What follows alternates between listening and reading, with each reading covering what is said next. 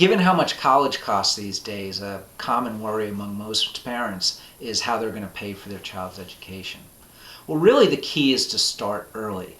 A good vehicle to look into is a Section 529 plan.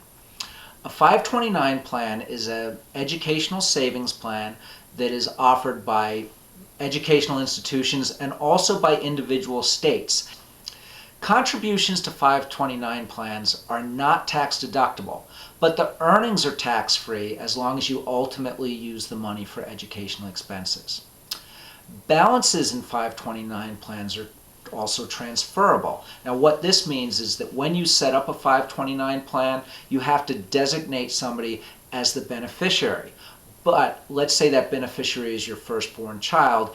If that beneficiary doesn't use up all the money that you saved in the 529 plan, you can then transfer the remainder to another beneficiary, let's say your second child. Another thing to look at when you are figuring out how to fund education is a website called FAFSA.gov, and it stands for Free Application for Federal Student Aid.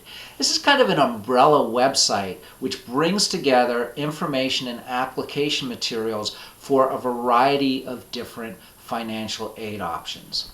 Use grants and scholarships first because, face it, that entails using somebody else's money.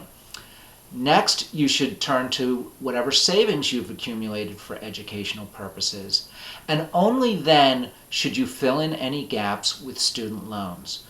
Keep in mind, student loans can be a burden to you and or your children long after graduation, so you want to look at them as your last resort rather than your first.